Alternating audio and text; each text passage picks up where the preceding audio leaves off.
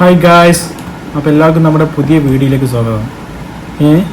ഫോണിൽ മുത്തലാഖ് ചൊല്ലി മുട്ടം പണി മേടിച്ച ഒരു പള്ളി ഇമാമിൻ്റെ കഥയാണ് സുഹൃത്തുക്കളെ നമ്മളിന്ന് ചർച്ച ചെയ്യാൻ പോണത്.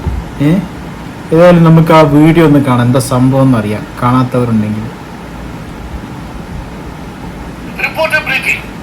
ഫോണിൽ വിളിച്ച് ഭാര്യയെ മുത്തലാഖ് ചൊല്ലിയ പള്ളി ഇമാമിന്റെ വാർത്ത ഇന്നലെ റിപ്പോർട്ടർ TV പ്രേക്ഷകരിലേക്ക് എത്തിച്ചിരുന്നു.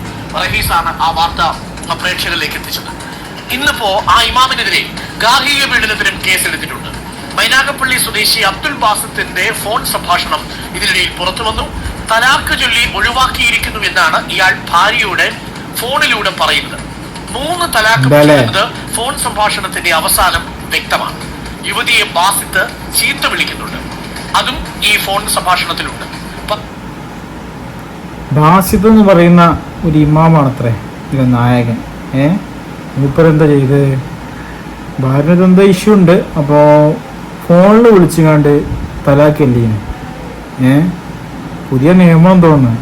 ഒരു സാധാരണക്കാരൊന്നല്ല, ഒരു പള്ളി ഇമാമാണ്. അപ്പം നിയമങ്ങളൊക്കെ പഠിച്ചാൽ, ഇസ്ലാമിക നിയമങ്ങളൊക്കെ പഠിച്ചായിരിക്കും അപ്ഡേഷൻ ആവും. 2025 അല്ലേ?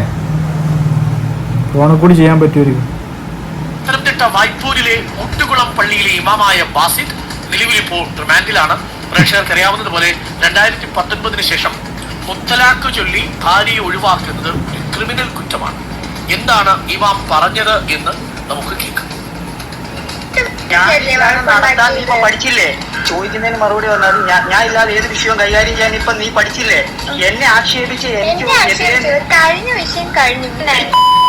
എടി, നിന്നെ ഞാൻ തലാഖിയിൽ ഒഴിവാക്കിയിരിക്കുന്നു. നിന്നെ 3 തലാഖ് ചെല്ലിയിരിക്കുന്നടി. നിന്നെ ബന്ധം വേണ്ടി വരത്തില്ല. നിന്നെ 3 തലാഖ് ചെല്ലാൻ ബന്ധം ഒഴിവാക്കിയിരിക്കുന്നു. പോയിക്കോ. എങ്ങനെയുണ്ട് ഇതിന്റെ ഇടയിൽ? ഇപ്പം ഈ ഇമാമ് ഒന്ന് ഭാര്യക്ക് വിളിച്ച ഫോൺ കോള് ഭാര്യ റെക്കോർഡ് ചെയ്താണ് ഇപ്പം കണ്ടില്ലേ? ബീപ്പിന്റെ സൗണ്ടാണ് ഇപ്പൊ ഇട്ടിട്ടുള്ളത്. കാരണം എന്താ, തെറിയായിരിക്കും. 3-ാമതുള്ള കേൾക്കാൻ താല്പര്യമില്ലാത്ത വാക്കായിരിക്കും ഉപയോഗിച്ചിട്ടുണ്ടാവുക. എല്ലാ ബീപ്പിടില്ലല്ലോ ചാനലുകളൊന്നും. ഇമാം ഉസാറാണ്. ഏതായാലും ഏത് ഇമാമായാലും ഇമാര് ഊളത്തരം കാണിക്കാൻ പാടില്ല, അല്ലേ? ഇത് വിവരം കൂടിപ്പോയതാണ്. 2019 മുത്തലാഖ് നിയമപ്രകാരം ക്രിമിനൽ ഒഫൻസ് ആണ് അത്രേ ഇങ്ങനെ വിവാഹബന്ധം വേർപ്പെടുത്തിയാൽ. അതും ഫോണിൽ കൂടി. ഇസ്ലാമിക നിയമത്തിലെ അത് വേറെ കഥ. ഫോണിൽ കൂടിയൊന്നും എന്താണ് മുത്തലാഖ് അല്ലാണെന്നും ആരും പറഞ്ഞില്ല. ഇനി വാദിക്കാം. നിയമം ഉണ്ടായ കാലത്തൊന്നും ഫോണില്ല, ഇപ്പൊ 2025 അപ്ഡേഷൻ ആണ് എന്നൊക്കെ പറയാം. ഇങ്ങനെ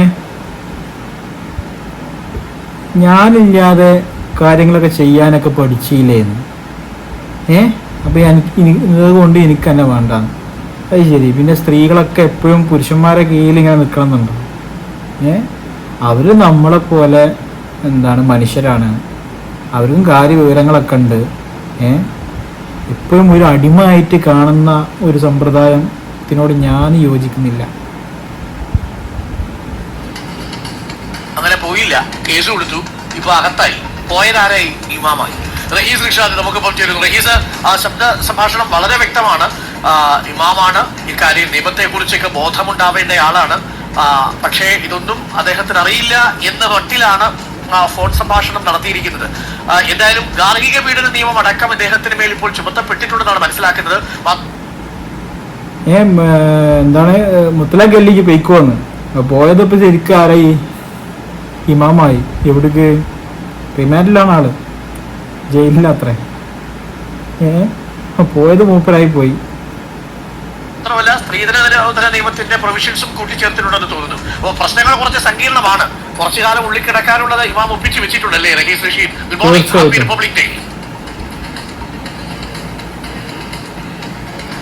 ഗുഡ് മോർണിംഗ് ഡോക്ടർ അരുൺ. നമ്മളിപ്പോ ഈ കേൾപ്പിച്ച ഫോൺ സംഭാഷണത്തിന്റെ മുമ്പും പിമ്പുമുണ്ട്. വളരെ കുറച്ച് ആളുകൾക്ക് കേൾക്കാൻ പറ്റുന്ന തരത്തിലുള്ള വളരെ കുറച്ച് സെക്കൻഡ്സ് മാത്രമാണ് നമ്മൾ കേൾപ്പിച്ചത്.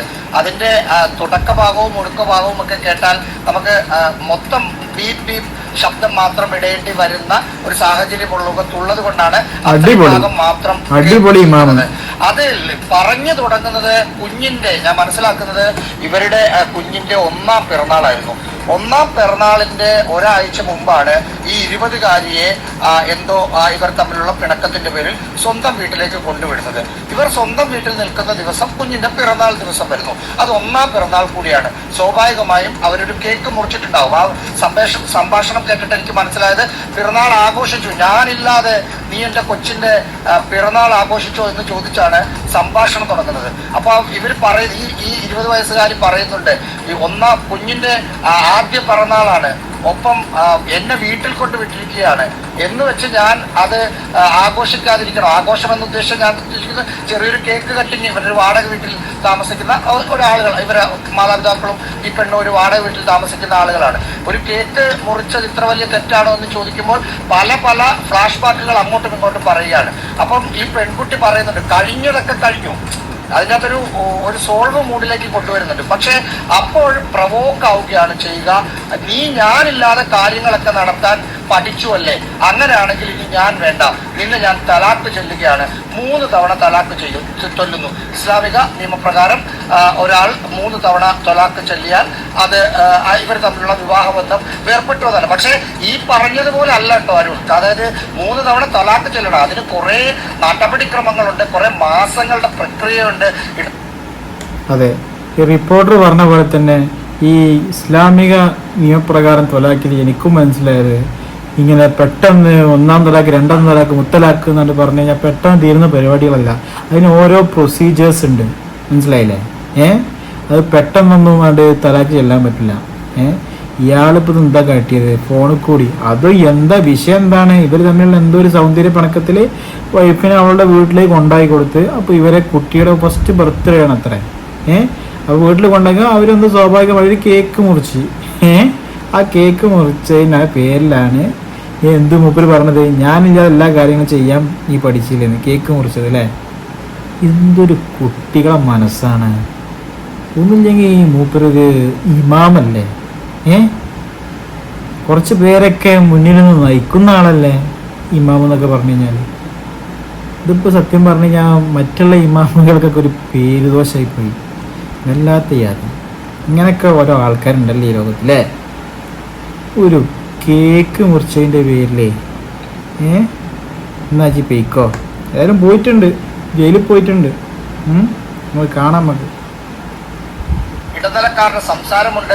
ഏറ്റവും അവസാനം ഒരു സാക്ഷിയുടെ മുമ്പിൽ വെച്ചാണ് തൊലാക്ക് ചെയ്യേണ്ടത്. അത് ഫോണിൽ തൊലാക്കൊന്നുമല്ല ഇസ്ലാമിൽ പറഞ്ഞിട്ടുള്ളതും. പക്ഷെ 3 തൊലാക്ക് ചൊല്ലുന്നതോടുകൂടി വിവാഹബന്ധം വേർപെട്ടു എന്നാണ് ഇസ്ലാമിക നിയമപ്രകാരവും മറ്റും വരുന്നത്.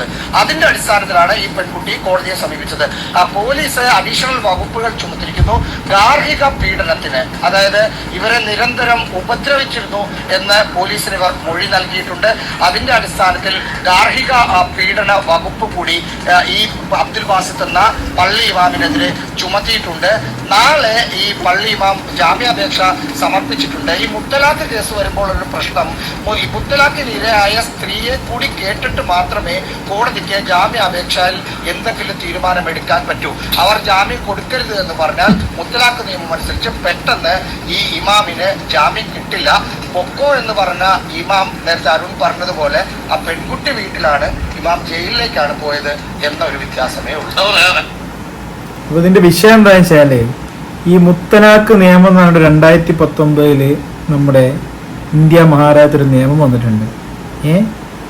അപ്പോൾ അതില് എന്താണ്, ഇങ്ങനെ ഈ ഒരു സംഭവം നടന്നു കഴിഞ്ഞു കഴിഞ്ഞാൽ ജാമ്യം പോലും കിട്ടില്ല. ജാമ്യം കിട്ടില്ല എന്നല്ല, ജാമ്യം കിട്ടും. പക്ഷേ ഈ മുത്തലാഖ് ചെയ്യപ്പെട്ടൊരു സ്ത്രീ ഉണ്ടല്ലോ, അവരെ ഭാര്യ, അവര് ഓക്കെ പറയണം ജാമ്യം കൊടുക്കണോ വേണ്ടേ എന്നുള്ളത്, എന്നാലേ ജാമ്യം കിട്ടുള്ളൂ. അത്ര മനസ്സിലായില്ലേ?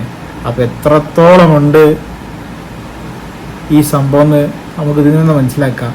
ഈ നിയമത്തിന്റെ സ്ത്രീക്കുള്ള പരിരക്ഷ എത്രത്തോളം ഉണ്ടെന്ന് മനസ്സിലാക്കാം. കാരണം സ്ത്രീയുടെ ഒരു സമ്മതം ഇല്ലെങ്കിൽ മുപ്പത് ജാമ്യത്തിൽ ഇറങ്ങാൻ പറ്റില്ല. പിന്നെ ഇതിപ്പോൾ മുത്തലാഖ് കേസ് മാത്രമല്ല ചാർജ് ചെയ്തിട്ടുള്ളത്, ഗാർഹിക പീഡനം ഉണ്ട് അത്രേ. പിന്നെ അതല്ല, ഞാൻ അറിയാൻ കഴിഞ്ഞത് ഇയാള് മുന്നേ ഒരു കല്യാണം കഴിച്ചിട്ടുണ്ട്. ഈ ഇമാമെന്ന് എനിക്കിനി പറയാൻ പറ്റില്ല, മനസ്സിലായില്ല. ഈ നല്ലപോലെ നടക്കുന്ന ഒരുപാട് ഇമാമും നമ്മുടെ നാട്ടിലും മറ്റുള്ള സ്ഥലങ്ങളിലൊക്കെ ഉണ്ട്. അവർക്കൊക്കെ ഒരു പേരുദോഷം. ഇയാളെ ഇമാമെന്ന് ഇനി ഞാൻ വിളിക്കില്ല.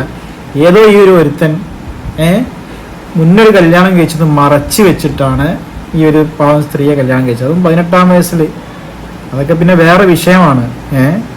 20 വയസ്സൊറ്റായി. അപ്പോൾ ഇത്രയും ഈ ചെറുപ്പത്തിൽ ഈ പെൺകുട്ടിയെ കല്യാണം കഴിച്ചിട്ട് എന്താണ് മുത്തലാഖില്ല. എങ്ങനെയുണ്ട് പരിപാടി? കൊള്ളാലേ? ഇങ്ങനത്തെ കുറെ ആളുകളുണ്ട് ഇസ്ലാം മതത്തെ പറയിപ്പിക്കാനായിട്ടുള്ളത്, തുറന്നു പറയാലോ. അവർക്ക് എന്താണ്, സ്ത്രീകള് പഠിക്കാൻ പോകാൻ പാടില്ല, സ്ത്രീകൾ വീട്ടിനുള്ളിൽ അടിഞ്ഞു കൂടണം. അപ്പോൾ അങ്ങനെയുള്ളവരൊക്കെ പണ്ട് കാലത്ത് അങ്ങനെ ആയത്. ഇപ്പോൾ അവർ മാറ്റം വന്നിട്ടുണ്ട്. എന്താ, സ്ത്രീകൾക്ക് പഠിക്കാം, കാര്യങ്ങളൊക്കെ ചെയ്യാം. അതിൻ്റെ കാരണം എന്താ, ഇവരെ വീട്ടിലെ സ്ത്രീകൾക്കൊക്കെ ഈ ഡ്രൈവിങ് പഠിക്കാനും മറ്റുള്ള കാര്യങ്ങൾക്കൊക്കെ പോകുന്നുണ്ട്. അപ്പോൾ അവർക്ക് ഈ ഡ്രൈവിംഗ് ഒക്കെ പഠിക്കണമെന്നുണ്ടെങ്കിൽ സ്ത്രീകളെ ഡ്രൈവിംഗ് സ്കൂൾ കിട്ടണം, മറ്റുള്ളവർക്ക് കിട്ടണം. അപ്പോൾ സ്ത്രീകൾ ഡ്രൈവിംഗ് സ്കൂളിൽ അവിടെ ഡ്രൈവറായിട്ട് സ്ത്രീ വേണമെന്നുണ്ടെങ്കിൽ ആ സ്ത്രീക്ക് വിദ്യാഭ്യാസം വേണം. അപ്പോൾ അത് കണ്ടിട്ട് സ്ത്രീകൾക്ക് വിദ്യാഭ്യാസം കുറച്ചൊക്കെ ചെയ്യാം, വിദ്യാഭ്യാസം നേടുന്നതിൽ തെറ്റില്ല എന്നുള്ള ഒരു ലെവലിൽ വന്നിട്ടുണ്ട്, മനസ്സിലായേ? പക്ഷെ എന്നിരുന്നാലും അവരുടെ മനസ്സിലെന്താണ്, സ്ത്രീ എപ്പോഴും ഒരു അടിമയാണ്, പുരുഷൻ്റെ കീഴിലുള്ള ഒരു അടിമയായിട്ട് ചിത്രീകരിക്കാനാണ് ഇവർക്ക് വളരെ താല്പര്യമുള്ളത്, മനസ്സിലായില്ലേ? അതിൽ പെട്ട ഒരാളാണ് ഇയാളെന്നാണ് എനിക്ക് തോന്നുന്നത്. അല്ലാതെ ഫോണിൽ കൂടി വിളിച്ചിട്ട് 1-ാം തലാഖ് 2-ാം തലാഖ്. എനിക്ക് ആ സ്ത്രീയോട് പറയാനുള്ളത്, ആ കേക്ക് ഒന്ന് പാർസൽ അയച്ചു കൊടുത്താൽ തന്നെ ഇയാൾക്ക്.